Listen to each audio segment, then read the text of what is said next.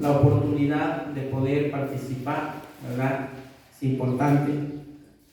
Cuando nosotros escuchamos acerca de la iglesia, a veces las personas le llaman iglesia, capítulo 2 de Hechos. A veces las personas le llaman iglesia, hermanos, al lugar donde las personas se congregan. Y dice, vamos a la iglesia.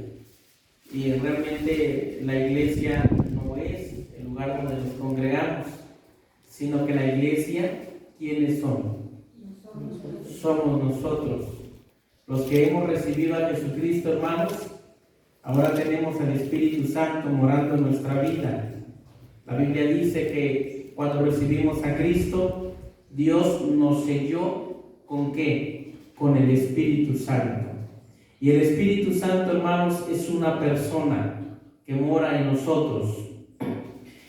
La Biblia habla acerca de la vida de los primeros cristianos.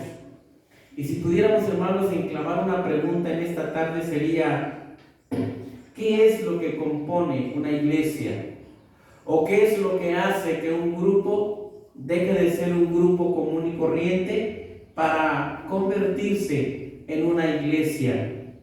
La iglesia, hermanos, la palabra iglesia viene de una palabra griega que se pronuncia eclesia o eclesia y significa llamar a congregar. Esta palabrita, hermanos, se utilizaba en aquellos tiempos para cualquier tipo de reunión que los griegos tenían. De tal manera que si un grupo está aquí en la esquina, en la tienda, ahí tomando refresco, un grupo de 10, 15 personas, una eclesía, ¿verdad? Una congregación, un grupo de personas, ¿sí? Pero poco a poco, hermanos, esta palabra se empezó a utilizar para un grupo especial de personas. Un grupo que no se congregaba nada más para platicar entre ellos, ni para compartir la vida entre ellos, ni compartir la vida de otras personas, sino que esta palabra se empezó a utilizar, hermanos, para un grupo muy especial, ¿verdad? Un grupo de personas que han entendido acerca de lo que Jesucristo hizo en la cruz. Un grupo de personas que se reúne para adorar al Dios verdadero. Entonces entendamos esto. El grupo que está aquí, hermanos, no tiene nada que ver con los grupos que se reúnen allá afuera. Lo que se hace aquí es muy distinto a lo que se hace en otros grupos que ustedes integran. Por ejemplo, esta comunidad tiene ciertas eclesias, ciertas asambleas, ¿sí o no? ¿Verdad? Posiblemente usted sea parte de cierto grupo, ¿verdad? A lo mejor usted se reúne eventualmente con un grupo de mujeres, a lo mejor en el trabajo usted se reúne ahí, pero déjeme decirle que ese grupo es muy distinto a este grupo, porque este grupo tiene la característica fundamental de que la razón principal por la que se congrega aquí es para adorar a nuestro Dios. ¿Lo entendemos bien, hermanos? Sí. Para adorar a nuestro Dios. Esa es la principal motivación. Y también es cierto que la forma en que se lleva este grupo es muy diferente a cómo se llevan algunas normas allá afuera. Pero tenemos que entender una cosa, que todo lo que yo como pastor les enseñe de cómo llevar esta iglesia, lo voy a sacar de aquí, de la palabra de nuestro Dios. Pero la principal razón por la que estamos aquí, hermanos, es porque nuestro corazón se ha convertido y le hemos dado nuestra vida al Señor Jesucristo y venimos a alimentarnos espiritualmente. La Biblia dice, mi alma tiene sed de ti. Y estoy seguro en esta tarde, hermanos, que esta semana fue una semana a lo mejor complicada, fue una semana difícil. Fue una semana donde experimentamos diferentes pruebas y desánimos. El diablo no para, hermanos. El diablo constantemente acecha nuestra vida. La Biblia dice, ustedes tienen que estar velando y tienen que estar orando porque vuestro ¿qué? vuestro adversario. ¿El quién? El diablo. Y no le pido que lo repita porque no quiero que lo glorifiquemos de alguna manera, pero nosotros tenemos que entender que esta eclesía, que este grupo tiene un adversario en común. El grupito que se reúne allá donde usted va, en su trabajo, en la escuela, en jóvenes, ese grupito está bien, pero en ese grupo en que te reúnes hay un punto de nexo en cuanto a alabar a Dios. No lo hay. Entonces es muy distinto, hermanos. Y el grupo que tengo delante de mí hoy tiene un gran adversario. Y el adversario se llama el diablo. El diablo, hermanos, va a estar constantemente bombardeando esta congregación. El diablo va a querer desanimar y poner división en este grupo, porque este grupo, a diferencia de otros grupos, le hacen contra al enemigo. Los que estamos aquí oramos, y la Biblia dice que la oración eficaz del justo puede mucho.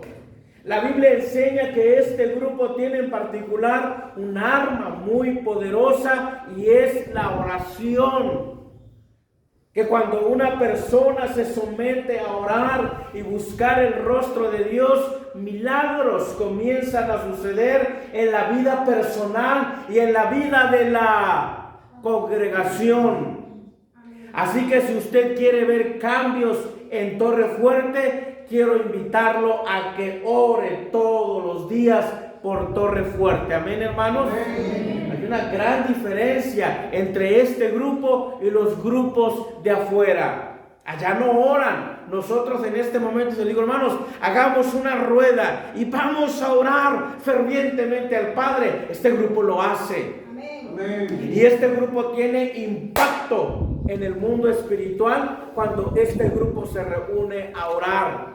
¿Qué dice la palabra de Dios? Si se reúnen dos, si se reúnen tres, ¿cuál es la promesa? En mi nombre. Esa es la gran diferencia. Allá afuera usted se reúne en el nombre de no sé qué, en el nombre del trabajo, en el nombre del estudio, en el nombre de lo que usted quiera, y está bien, pero la diferencia, entiéndame bien, que este grupo tiene es que nos reunimos, díganlo conmigo, en el nombre del Señor Jesucristo. ¿Sí, mis hermanos? Amén. Quiero que empecemos a entender que este grupo tiene diferencias muy significativas entre este y otros grupos allá afuera. La palabra de Dios dice, los que se reúnen, si hay dos o si hay tres en mi nombre, ¿qué dice, hermanos? ¿Cuál es la promesa? Y alégrese con esta promesa. ¿Ahí qué? Ahí estoy, ¿qué? Ahí estoy yo. ¿En medio de quién? De ellos. Bendito sea nuestro Dios, que Cristo está en este lugar, hermanos. Es una gran bendición. Es una gran diferencia entre otros grupos. La palabra de Dios también nos dice, hermanos, miren, hermanos, observen cuán delicioso, ¿qué? Cuán delicioso es. Paladee usted, saboree, experimente que este grupo puede tener una armonía, una bendición de estar juntos.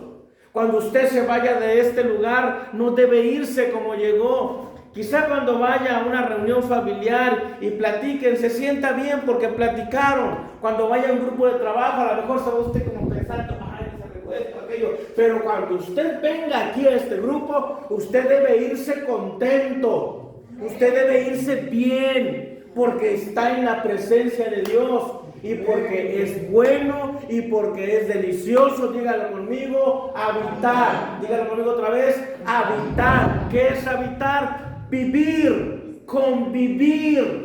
Eso es habitar, ¿qué? Los hermanos juntos en armonía. Este grupo se debe distinguir de otros en la armonía, en que cuando nosotros debemos aprender a convivir, debemos aprender a saludarnos antes de irnos, debemos aprender a preguntar, ¿cómo estás, hermano? ¿Cómo te fue en la semana? Porque a veces puede ser que las personas vengan y no sientan ni experimenten nada. estar en la iglesia es como estar en cualquier grupo. No pasa nada. Pero si llegan a Torre Fuerte, debe sentirse la diferencia, sí o no. Porque en este grupo, hermanos, debe haber algo espiritual. Entonces, en esto conocerán todos ¿quién? Todos los de San Gabriel, que Torre Fuerte son mis discípulos. Cuando Torre Fuerte tiene ¿qué? Amor. Dígalo conmigo, amor. Hermanos, ¿es fácil tener amor los unos para los otros? No, no es nada fácil. Si usted quiere pretender amarme a mí, digamos, humanamente hablando, con su fuerza humana, va a estar bien complicado, hermano. Porque yo le puedo caer bien por un tiempo, pero el día en que usted vea un defecto en mí, usted se va a decepcionar y va a decir como que el pastor ya no me cae tan bien como al principio, ¿verdad? Pudiera ser, ¿no? Y es, ¿cómo le diré, mi hermano? Y es normal. Es más, yo les he dicho muchas veces, no es malo estar en desacuerdo. Es bueno porque en la multitud de consejeros hay ¿qué?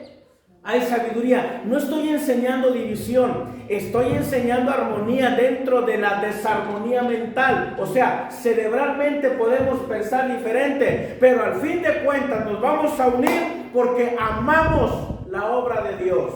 Amén. Eso es lo que más nos debe preocupar. No le preocupe si está de acuerdo conmigo o no. No le preocupe si piensa diferente a otro hermano. No le preocupe eso. Preocúpese que no se pueda poner de acuerdo con ese hermano. Eso sí nos debe preocupar. Dice la palabra de nuestro Dios.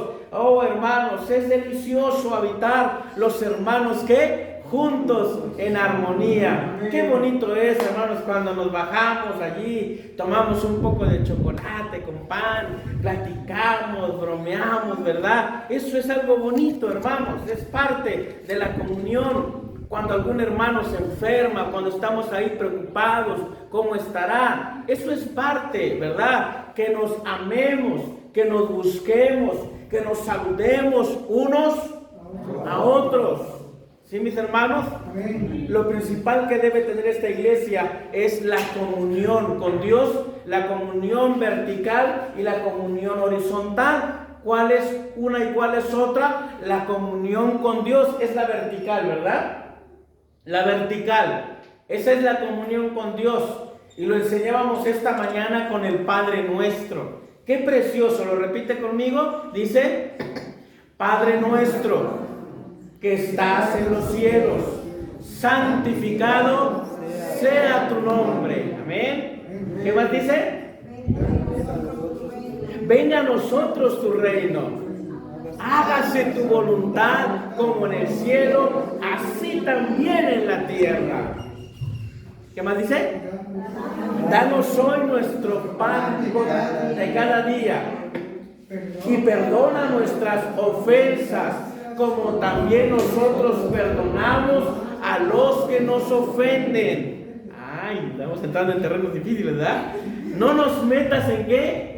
En tentación, mas líbranos del mal, porque tuyo es el reino, porque tuyo es el poder, la gloria por los siglos de los siglos. Amén. Qué hermosa oración, hermanos. Y que la han convertido los seres humanos en una retalía nada más. Pero dice, Padre Nuestro, es mío.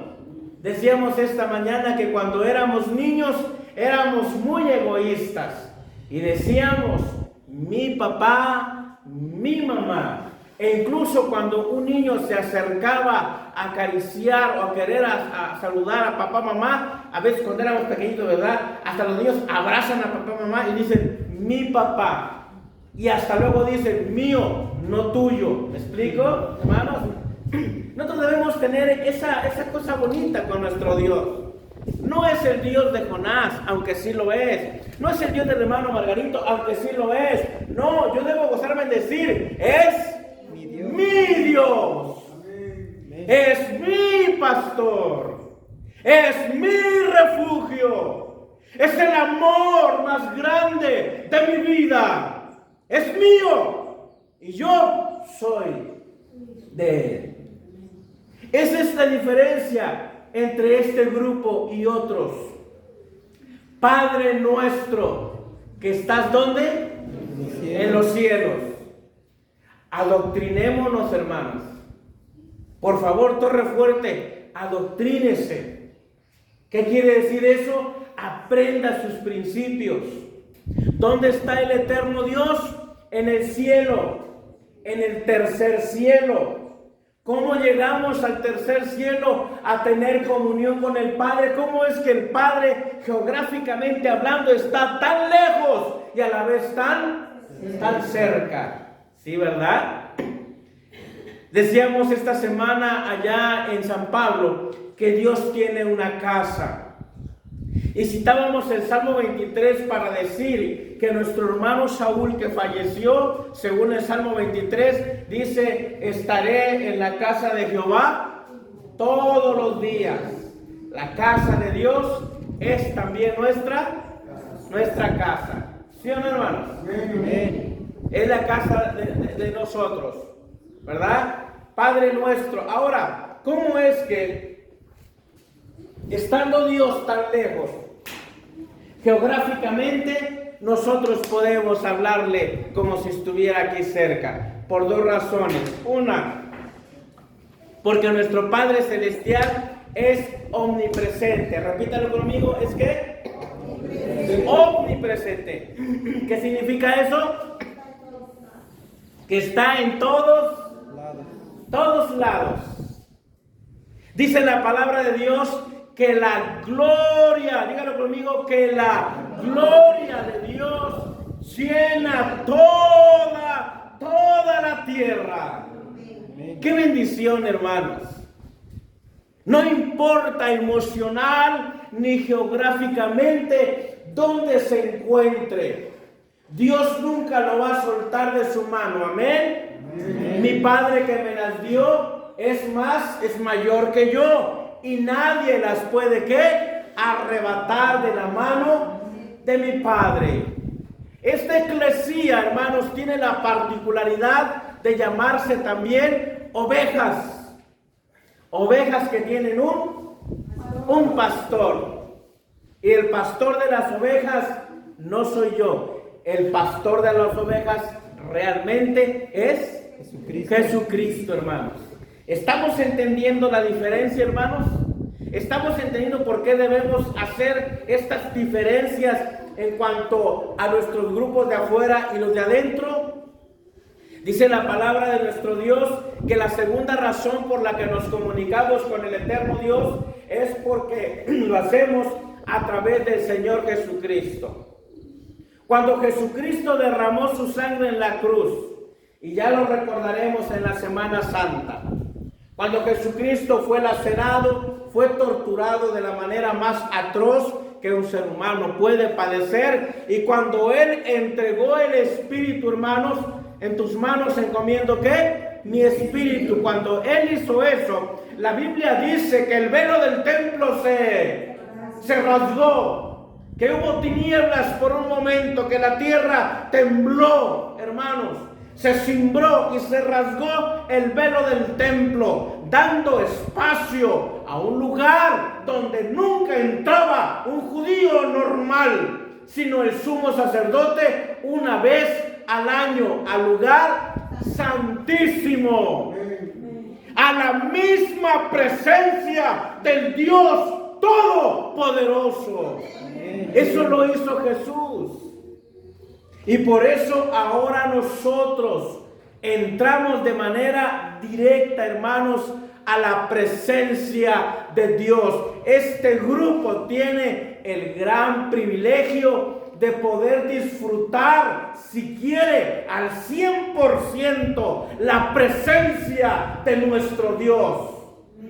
Y en la medida que la disfrutamos, es en la medida que lo pedimos. Pero estoy seguro que si en esta tarde nos unimos en oración ferviente, hacemos a un lado prejuicios y cosas que nos estén estorbando, de facto creo que la gloria de Dios reposaría más sobre este lugar y sobre nuestras vidas. Este grupo, hermanos, tiene como principal personaje al Padre Celestial. ¿Cómo era la iglesia, hermanos, en los primeros tiempos? Dice la palabra de Dios que el apóstol Pedro se levantó y empezó a predicar un mensaje tremendo. Un mensaje que tocó los corazones. Y dice la Biblia que les habló de Cristo. Y el apóstol Pedro les decía estas palabras. Déjenme leérselas porque son sumamente importantes. ¿Qué tenía la iglesia del Nuevo Testamento? Varones israelitas, oíd estas palabras. Jesús Nazareno, estoy en Hechos 2:22. Jesús Nazareno, es la predicación de Pedro. Varón aprobado por Dios entre vosotros con las maravillas, prodigios y señales que Dios hizo entre vosotros por medio de él. Si Cristo hizo algo en su ministerio, hermanos, fue prodigios, fueron maravillas y fueron señales. A este, versículo 23, entregado por el determinado consejo y anticipado conocimiento de Dios, dice, prendisteis y matasteis por manos de inicuos, crucificándole. A él Dios levantó de los muertos. Dios lo levantó suelto los dolores de la muerte, por cuanto era ¿qué? Era imposible que fuese retenido por ella. Y se va predicándoles. Y llegamos, hermanos, al versículo 37. Léalo conmigo. Dice, y al oír esto, ¿qué pasó? Se compungieron de corazón. Y dijeron a Pedro y a los otros apóstoles, varones hermanos, ¿qué haremos? Pedro les dijo, arrepentíos y bautícese cada uno de vosotros en el nombre de Jesucristo para perdón de los pecados y recibiréis el don del Espíritu Santo. Ya se dio cuenta cuántas 5 o 6 cosas más vimos ahí, de lo cual la iglesia se compone. Número 1, la predicación. Este grupo no tiene razón de ser si no hay predicación. Yo le puedo hablar de mi vida, de mis derrotas y mis triunfos, pero si le hablo de eso todos los domingos, a mí se me hace que al final me van a dejar hablando solo, ¿verdad? Porque eso no edifica. Lo que yo tengo que hablar como predicador es de la palabra de Dios. Una iglesia se compone porque tiene un predicador. ¿Cuál es la importancia? Perdón que lo diga porque yo soy parte de ello, pero ¿cuál es la importancia de un pastor en la iglesia? Pues porque a ese pastor Dios lo va a usar para alimentar a su congregación, para estar pendiente de la congregación, para orar por la congregación. Por eso la Biblia dice, ¿verdad? Oren por sus pastores, sujétense a ellos, oren por ellos porque ellos velan por vuestras almas. Y a veces los pastores no lo predicamos mucho porque pensamos, los hermanos a lo mejor van a pensar pues, que uno no debe hablar de esto, ¿verdad? Pero es bueno hablarlo, hermanos, porque entonces ustedes van a saber para qué está un pastor en una iglesia. El pastor está ahí puesto por el Señor. Y el pastor tiene la gran responsabilidad de orar por cada uno de ustedes y de estar pendientes en las diferentes necesidades. ¿Y cómo lo hacen? ¿Cómo puede un pastor humano cumplir con una labor tan, pero tan grande? Dígame usted una cosa. ¿Usted cree que si yo me parara aquí solamente a hablarle de mis experiencias, yo pudiera humanamente como pastor mantener unida y sostener esta iglesia? La respuesta es un rotundo no. No, hermanos. No se puede. Yo necesito orar. Yo necesito buscar en la palabra de Dios el alimento para la congregación. Entonces entendemos que la iglesia se compone de un pastor. Aunque el pastor humano sea yo o sea otro pastor, debe estar supeditado al pastor de pastores, y es Cristo Jesús, nuestro Dios. ¿Estamos de acuerdo, hermanos? Amén. Y la iglesia se compone de un pastor. Y la iglesia se compone de una congregación, que son ustedes y los que vienen a escuchar la palabra de Dios. Porque ¿a quién le va a predicar Pedro? Si no, ¿a las bancas, a las sillas? No. Ahí está la importancia de asistir. ¿Me estoy explicando, hermanos? Les estoy explicando bíblicamente lo que es una iglesia. Yo podría decirles, hermanos, una iglesia es esto y esto y esto y esto. No, pero eso no sirve, hermanos. Yo se los tengo que explicar con la palabra de Dios. Entonces, ¿el pastor le predica a las sillas o a la gente? A la gente. Y para que el pastor le pueda predicar a la gente, ¿qué tiene que hacer la gente? Llegar, ¿verdad? Estar aquí. La Biblia dice, hermanos, no dejen de ¿qué? De congregarse. Dígalo conmigo, no dejen de ¿qué? De congregarse. No dejen de congregarse. Es un mandamiento bíblico. No dejen de congregarse. Ya en el primer siglo, algunos hermanos tenían por costumbre no congregarse. El pastor le predica a los congregantes. ¿Se dan cuenta que hay congregación? ¿Y el mensaje cuál es? La iglesia, hermanos, da un mensaje cristocéntrico, siempre hablándole a las personas de la salvación en Cristo Jesús. Oh, Jesús hizo señales, amén. Jesús hizo maravillas, Jesús hizo portentos, abrió la vista a los ciegos, levantó al que estaba paralítico, levantó a los muertos, sanó al que estaba enfermo. Cristo hizo todo esto. Dios lo hizo a través de Cristo. Y ustedes lo tomaron, y ustedes lo crucificaron, ustedes lo mataron. Pero Dios lo levantó de los muertos, porque era imposible que la vida fuera retenida por la muerte. Y Cristo fue levantado. Por eso dice la palabra de Dios: si confesares con tu boca que Jesús ¿qué? Es el Señor, y crees con todo tu corazón que Dios ¿qué? Lo levantó ¿de dónde? De los muertos. Entonces, si confiesas esto, serás salvo, porque con el corazón se cree para justicia, pero con la boca se confiesa para salvación. Este grupo confiesa que Cristo es el Señor y que Dios lo levantó de los muertos.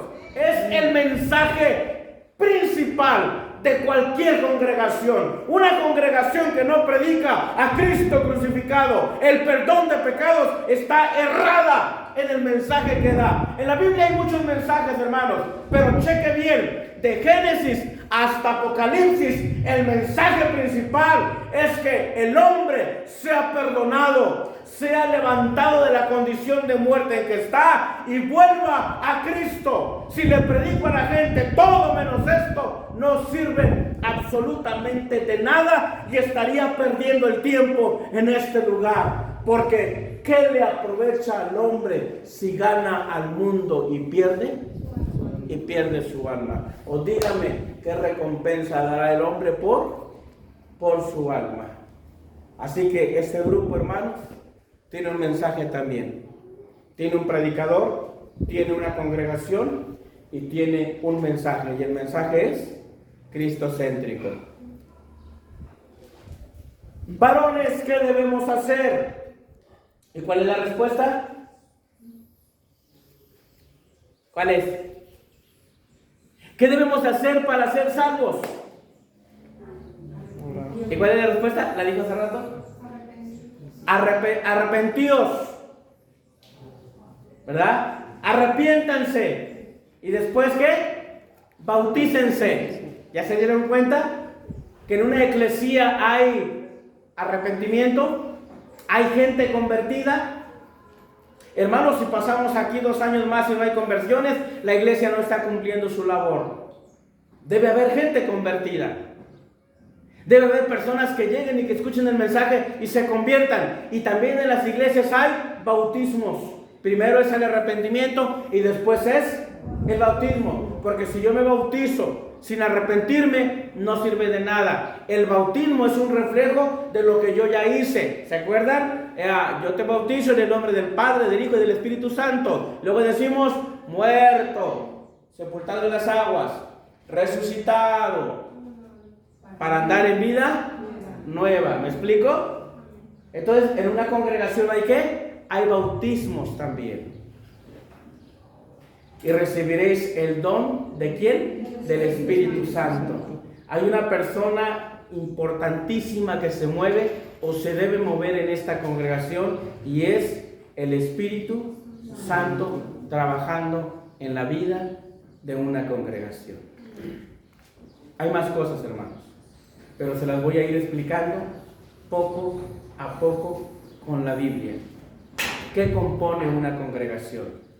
¿Qué parte tiene usted en esta congregación? Analícelo. Todos los días predicaban a Jesús en el templo y por las casas. Ahí tenemos otra cosa. La iglesia, hermanos, debe ser evangelizadora. Hablarles a otros de Cristo Jesús. Amén. Amén. Póngase de pie, vamos a hacer una oración.